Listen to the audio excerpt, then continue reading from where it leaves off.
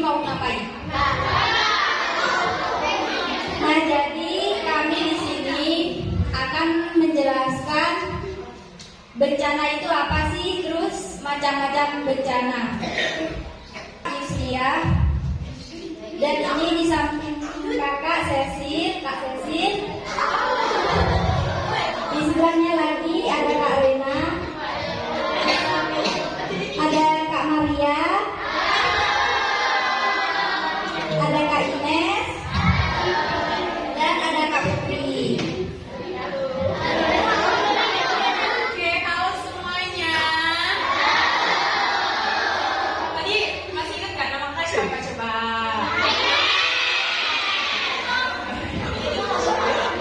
Oke, kamu ulang lagi ya sebelumnya. Di sini kakak-kakak semua di sini tuh mau ngajarin ke kalian tentang apa sih itu bencana, terus itu gimana sih cara kita kalau misalnya kayak kalian kan pasti tinggal di daerah sini ya, pasti pernah kan sih merasakan yang namanya bencana, pernah belum? Oke, jadi kakak-kakak di sini semuanya tuh mau ngajarin nih ke kalian gimana sih caranya kita biar nanti kalau misalnya ada gempa atau mungkin ada bencana yang lain, gimana sih cara kita menanggapi bencana. Kelas 3 dulu nih, mana nih lambaikan tangan dulu nih yang kelas 3. Kakak mau nanya nih, kalian tahu nggak sih, ada yang tahu nggak sih apa itu bencana?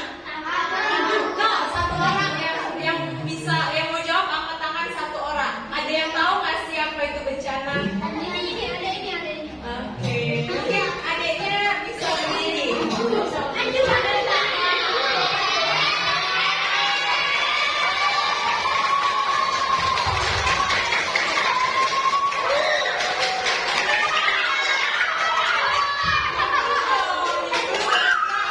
Kita dengerin dulu, namanya siapa nih? Angga. Kan tadi kakak tanya ya, bencana itu apa sih? Nah, Angga bencana itu apa?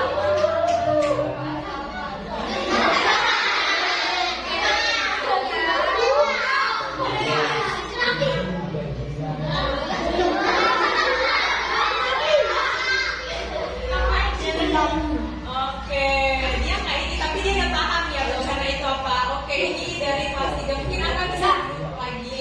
Tepuk tangan dulu dong.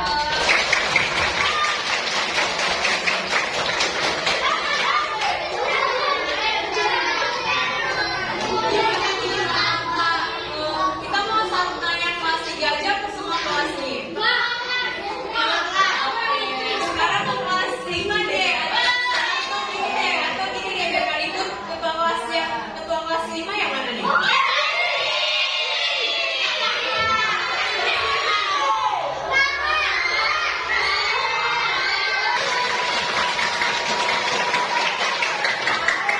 Siapa nih namanya?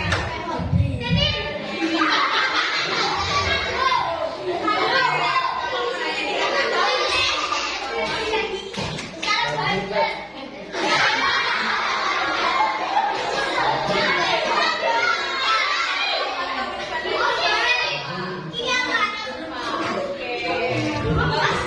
Kasih tepuk tangan dulu dong. Disimak ya apa yang disampaikan sama kakak-kakaknya ya. Nah, tadi kan udah ada beberapa yang mencoba jawab apa itu bencana ya, jawabannya keren-keren. Tapi itu masih kurang tepat. Yang tadi disebutin adik-adik itu adalah contoh-contoh bencana. Kalau pengertian dari bencana itu sendiri yaitu rangkaian peristiwa yang mengancam dan mengganggu kehidupan masyarakat, baik yang disebabkan oleh faktor alam ataupun non-alam maupun faktor manusia, sehingga mengakibatkan timbulnya korban jiwa, kerusakan lingkungan, kerugian harta benda, dan dampak psikologis. Nah, sekarang udah tahu kan apa itu bencana? Next. Selanjutnya akan dilanjutkan oleh Kak Rena. Oke, adik-adik, sekarang kita masuk ke, ada berapa sih macam-macam bencana? Kalian ada yang tahu nggak sih ada berapa?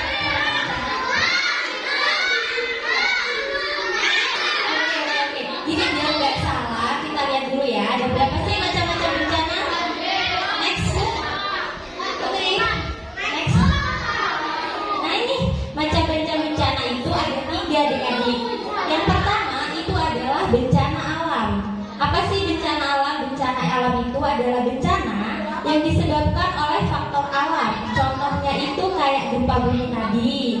Terus tanah longsor, banjir, tsunami, dan lain-lainnya. Nah, yang kedua itu ada bencana non alam. Bencana non alam itu adalah bencana yang disebabkan oleh faktor di luar alam. Contohnya itu kayak wabah penyakit yang sekarang terjadi. Tahu nggak sih apa sih wabah penyakit yang sekarang terjadi ini? Ya, pintar. Untuk yang ketiga itu ada bencana sosial. Nah, bencana sosial ini bencana yang disebabkan oleh faktor manusia itu sendiri. Contohnya itu ada seperti perkelahian, aksi teror, pembunuhan, dan lain-lain gitu. Next. Ini bisa dilanjutin oleh kakak ya. Nah, tadi ini kan didengerin ya teman-teman bahwa ada salah satu bencana. Ini dibaca apa? Iya, bencana gempa bumi. Kira-kira bisa nih gempa bumi atau tidak? Berarti harusnya teman-teman udah paham nih. Apa sih gempa bumi? Tadi kan kelas 3 sama kelas berapa tadi yang maju? 5. Berarti sekarang kelas 4 deh. Kelas 4 kira-kira apa sih gempa bumi itu? Tahu nggak?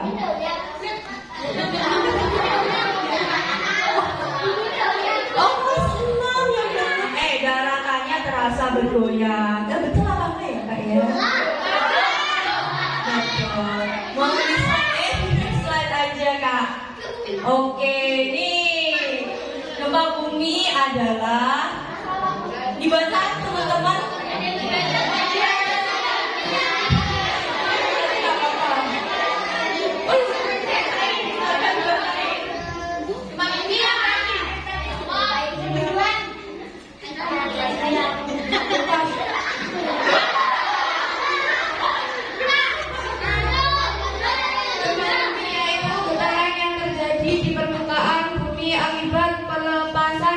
Dari alam secara tiba-tiba yang menciptakan gelombang seismik. Proses gempa bumi terjadi dikarenakan dua buah lempeng bumi saling bergesekan yang akibatnya terjadinya gelombang getar menuju ke permukaan bumi dan mengakibatkan gempa bumi. Berarti tadi betul ya teman-teman, karena jawabannya tadi adalah suatu getaran yang ada di permukaan bumi. Nah, itu yang menyebabkan gempa bumi. Applause dulu.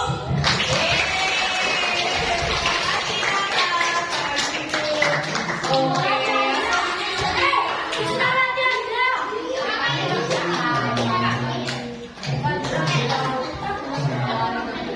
Selanjutnya di sini yaitu macam-macam gempa. Macam-macam gempa di sini ada berapa? Yang pertama yaitu gempa laut. Gempa laut itu adalah gempa yang pusatnya terletak pada dasar laut atau terjadi di dalam laut. Faktornya adalah karena pergeseran lempeng dan dapat menyebabkan terjadinya tsunami. Jadi tsunami itu disebabkan oleh gempa yang terjadi di laut. Yang kedua yaitu gempa darat. Gempa darat yaitu merupakan gempa yang berpusat di daratan. Faktornya adalah karena gunung meletus, pergeseran lempeng maupun runtuhnya gua bawah tanah. Next kak. Oke, di sini ada pertanyaan lagi. Apa yang harus dilakukan jika terjadi gempa di sekolah? Yang bisa jawab angkat tangan, maju ke depan dan berhadiah.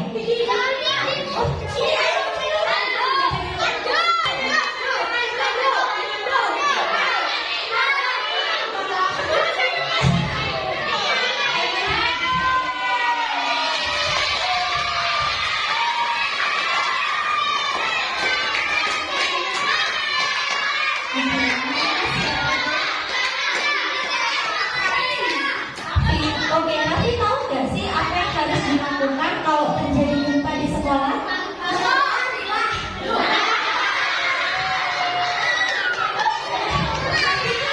Tapi kan kalau lari itu nggak harus terjadi saat di sekolah aja. Nah, ketika kamu di sekolah, apa sih yang pertama kamu harus lakuin sebelum kamu lari?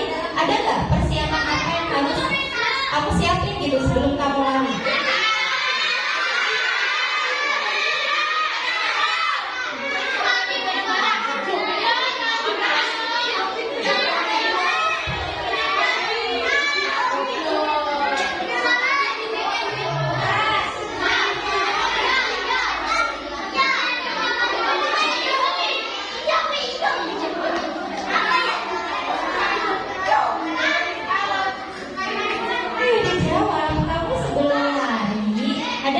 barang-barangnya mungkin ada gawang.